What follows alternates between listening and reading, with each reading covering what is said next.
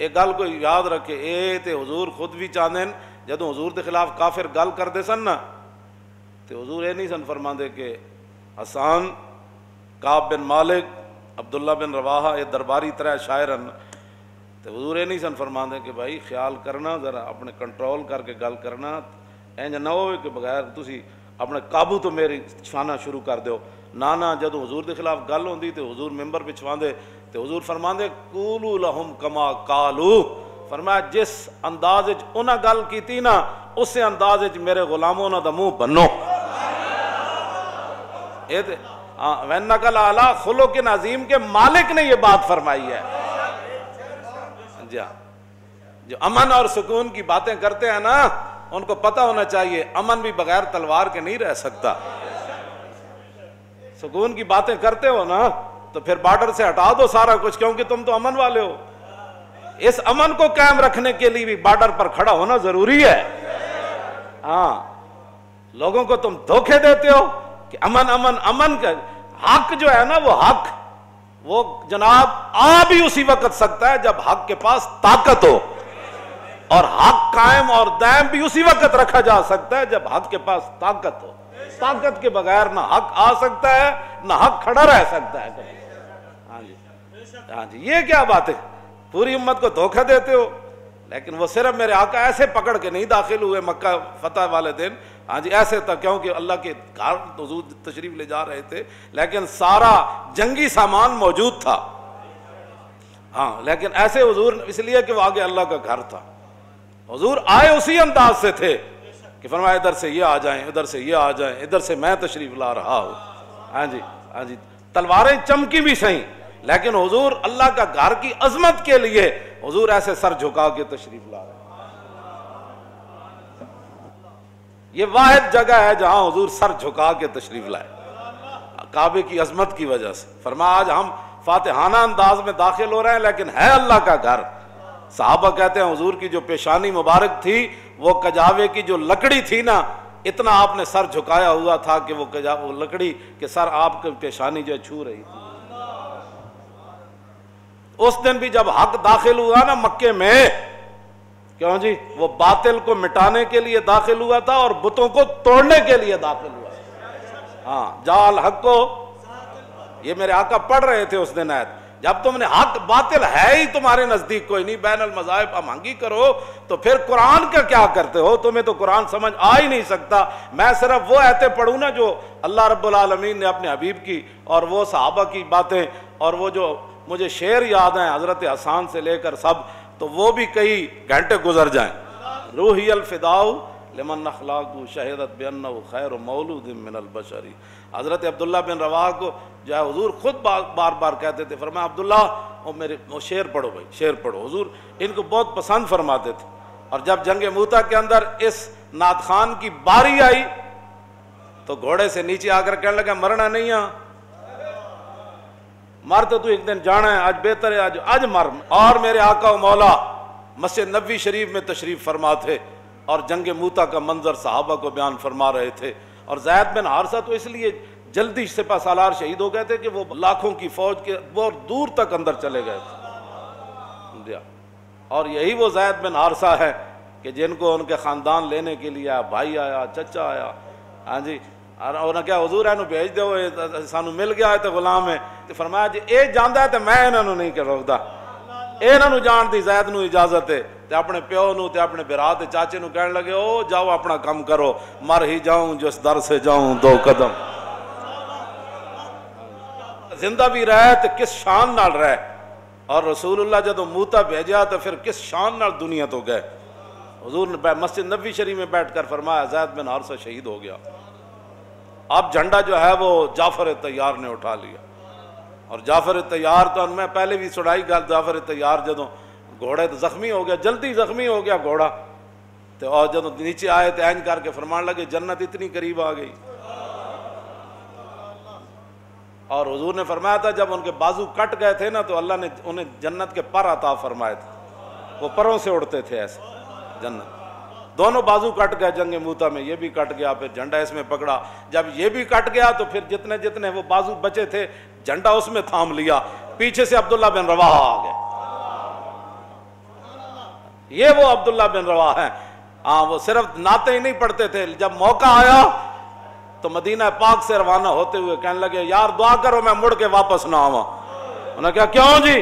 فرمایا نہیں عبداللہ بن رواح کی یہ تمنا ہے کہ اتھے بڑا وڈا برچھا لگے, بڑا وڈا نیزہ لگے تے چھرا لگے تے تلوار میرے پیٹ وچ لگے, میری آنتڑیاں کٹ جان, جاگدار اتھے خون نکلے, پھر میں نے اتھے دفن کر دیتا جائے, پھر قیامت تک حضور دی امت گزرے میری قبر کولو تے کہے واہ واہ عبداللہ بن رواح تو نعت خوانی بھی کی تھی تے کمال کی تھی تے میدان جنگ چی آیا تے حداں پا جڑیاں تے. یہ وہ عبداللہ بن رواح ہے. جدوں حضور دی نعت پڑھتے سن تے کہن سن روحی الفداء لمن خلاق شہدت بانہ خیر مولود من البشری. فرمایا یا رسول اللہ ساڑیاں روحاں قربان ہو جان تواڈے انہاں اخلاق ہوتے اور انہاں عادات ہوتے, تواڈے اس حسن ہوتے, اس جمال ہوتے, انہاں ادامہ ہوتے. حضور تواڈے تو سونا نہ کوئی ہویا نہ کوئی ہو سی. گستاخ نبی کی ایک ہی سزا. ادھر والے بھی سن لیں اور پورا کفر بھی سن لیں. ہاں یہ ادھر والے بھی سن لیں جن کو تکلیف ہوئی ہے, شالا یہ تہاڈی تکلیف سدا برقرار رہے. ہاں تے حضرت جدوں خبیب بن عدی نو پھانسی دین لگے نا تے آپ پھانسی دے تختے تے کھڑے ہو کے تے ویکھیا نا جدوں, تو پھر آپ نے ایک دعائے جلال فرمائی سی, اللہم احسم عددا وقتلہم بددا اور لا تبق منہم احدا. اے اللہ اے نا سارے نو گن لے, ہاں اے اللہ اے نا سارے نو گن لے, اے گل فرمائی یا اللہ اے نا سارے نو گن لے ایک ایک نو, تے یا اللہ انہاں نو کلیاں کلیاں کر کے ماری, تے یا اللہ انہاں جو ایک بھی نہ چھوڑی. تے جڑے حضور دے گستاخاں دے بارے کروڑواں حصہ بھی حامی ہن یا انہاں نو تکلیف ہے تے اسی یہ دعا منگدے ہیں یا اللہ انہاں نو گن لے, اتوں لے کے تھلے تک سارے نو گن لے, تے یا اللہ انہاں نو کلیاں کلیاں کر کے ذلیل کر کے ماری. انہاں نو اس طریقے نال ماری. حضرت قاضی ایاز نے شفا شریف وچ لکھیا ایک بندے نے حضور دے خلاف گل کی تھی, اور جدوں فتح آیا مقدمہ اپنا عدالت تے قاضی سارے قاضیاں نے مل کے تے انہوں کہا انہوں قتل کر دو, بلکہ ایک قاضی نے اٹھ کے خود ڈھڈے چھرا مار دیتا. انہوں کہا حضور دے بارے گل کی تھی, یہ تو وہ قاضی تھے نا, اٹھ کے خود چھرا مار دیتا. انہوں نے کہا انہوں ٹک ٹکی تے بنو پھانسی گھاٹ تے انہوں جدوں بنیا نا جی, انہوں جدوں اینج سدھا کر کے بنیا نا اینج کر کے قبلے وال منہ سی تے جدوں ٹک ٹکی تے انہوں بدیا تے منہ دا یکدم اینج ہو گیا مشرق وال, تے سارے اتھے جڑے مسلمان کھڑے سن انہوں اللہ اکبر دا نعرہ لایا. انہوں نے کہا جدے انہوں حضور دے بارے گل کیتی ہے کافر ہو گیا, اور مومن کا چہرہ کعبے سے نہیں ہٹتا, یہ کافر تھا اس لیے اس کا چہرہ کعبے سے ہٹا دیا گیا.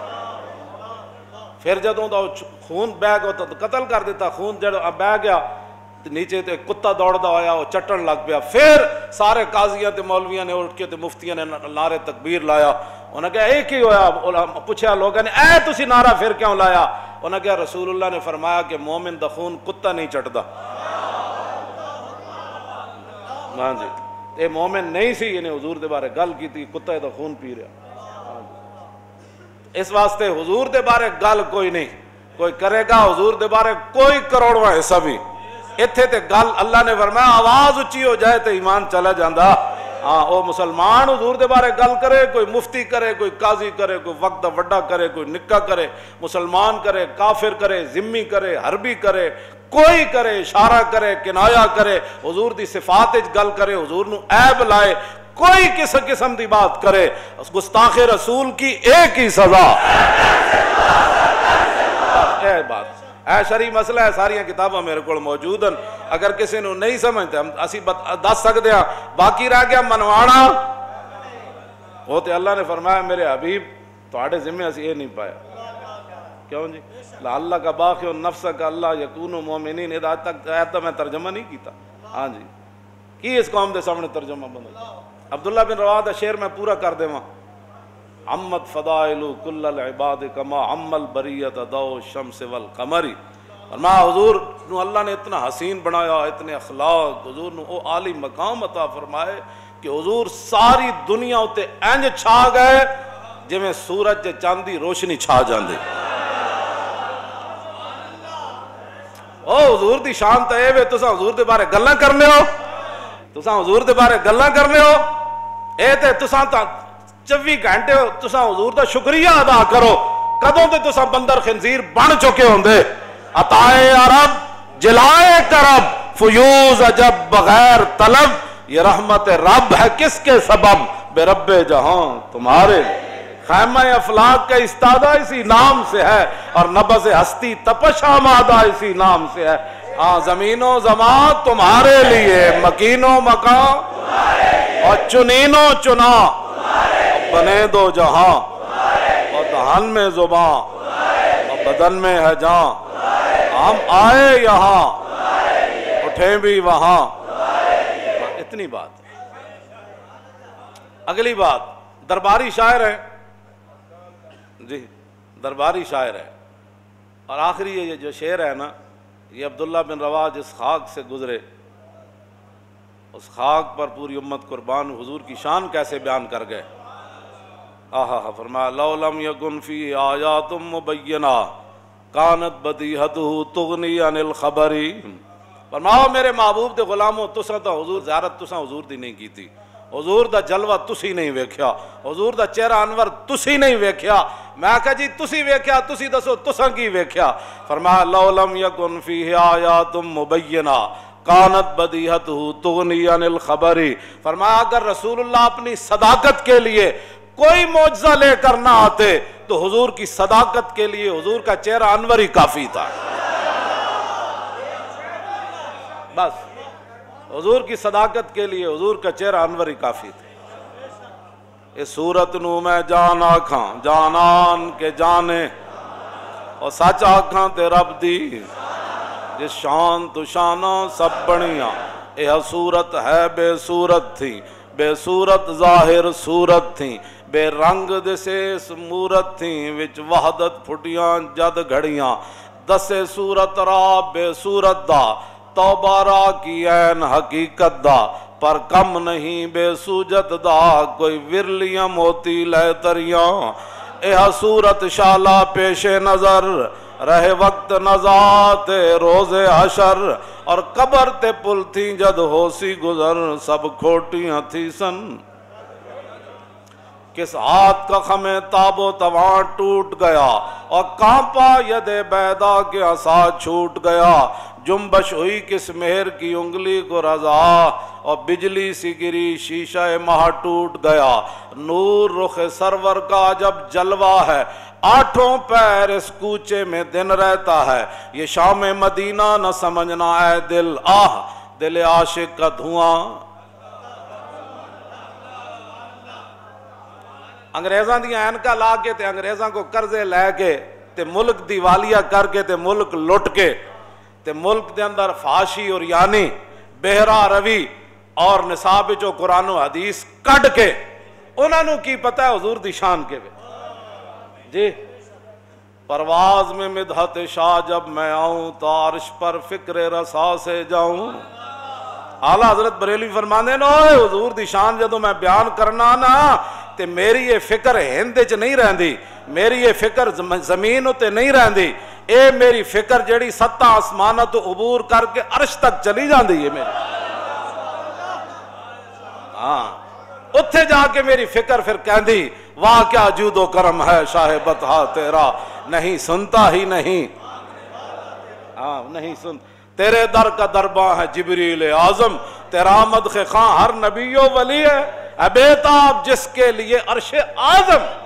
اتھے جا کی پتہ لگنا عرش اعظم کی ہو جا تو پھر رسول اللہ دی مبارک گلی کی ہو جا۔ پرواز میں مدحت شاہ جب میں آؤں تا عرش پر فکر رسا سے جاؤں، ہے بیتاب جس کے لیے عرش اعظم، یسرا رویلا مکان کی گلی ہے۔ اے فکر اتھے جائے تو پھر رسول اللہ دے مدینے دی گلی سمجھ آنی بدے۔